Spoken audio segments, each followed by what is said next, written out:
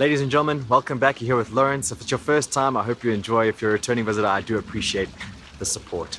Today we're going to be talking about how to build rapport. And what rapport is it's building a connection, it's a spark with someone. You know that feeling you get when you just connect with someone on a deep level? Well, the fact is you can manufacture that. You can actually get into a state where you can connect and build that spark with almost anybody you meet. And it's through a principle called NLP.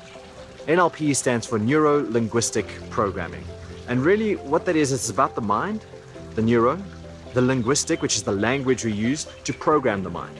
And you can, in a way, program not only your own mind towards success and towards greater achievement, you can program the mind of other people to relate and connect with you on a better way.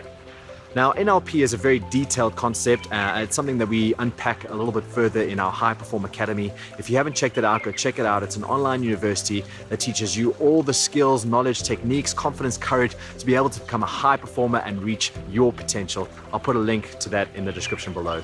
But for now, I just wanted to give you a high-level indication of how you could use NLP to build a better connection. And really, I've got two ideas for you. The first one is mirroring. Mirroring and matching is one of the key concepts and principles of NLP. And basically what that's saying is when somebody behaves, acts, talks, walks, and has a body language in a certain way, you should mirror or match them. So if somebody, for example, has got a closed off body language, right? Their arms are across their body and they're not very open and they're not really engaging and their body is facing away from you, then that means that they're a little bit closed off to you. So you wouldn't necessarily want to come up into their face like this and be very aggressive and very open, because that's going to scare them off. You want to match their body language. So you might want to stand shoulder to shoulder with them, but you're also going to close off your body language a little bit. You're also going to look into the distance. Your feet are also going to be pointing away. And then slowly, as you've built that commonality, as you've built that comfort with that person, let's say 3 to 5 minutes of just chatting to them at this level, then you can start to lead. And you can start to open up your body language and you can start to entice them to open up theirs. The key concept with mirroring is that you first follow, then lead.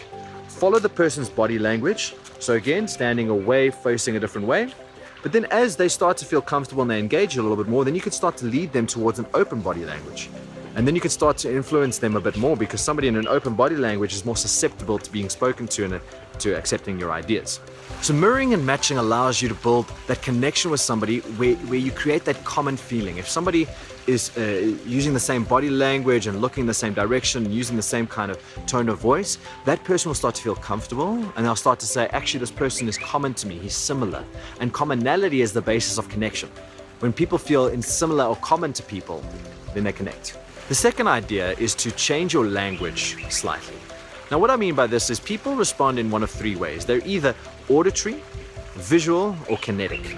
Auditory is they relate with sounds. People who, they want to hear things like, I hear what you're saying, and does this sound right to you? You know, those words like hear and sound, that's what they connect and relate with, because they tap into the part of the brain that's very auditory. They associate memories to music, to sounds, to people's voices. You've got certain people that are auditory focused. You've got certain people who are visually focused. This is where you need to use words like, do you see where I'm coming from? Visualize this, imagine, picture this for a second. Again, they tap into the part of the mind where they associate memories and they associate thinking and to visuals. Then the last one's kinetic, which is all about body, feeling, gut. So, does this feel right? Or I hear what I feel you, I get you, that kind of terminology. Now, when you're speaking to somebody who is auditory based, you need to use those words like, I hear you, but does this sound right to you? Visually it's picture this, do you see? And kinetic is all about feeling. Now, the way you can determine if somebody's auditory, visual, or kinetic is either through the words they use. So they will use the word sound if they're auditory, see if they're visual, or feel if they are kinetic. But also you can use the eye movements. Now, if somebody's eyes go up, that's an indication that they are visually based. If somebody's eyes go to the side, that means that they're auditory based, and somebody who goes down is kinetic or feeling based. Now, I know that sounds confusing because you're, struggling to even just talk to the person, let alone, watch their eye movements and say, okay, cool, his eye just went up. That means he's visually based.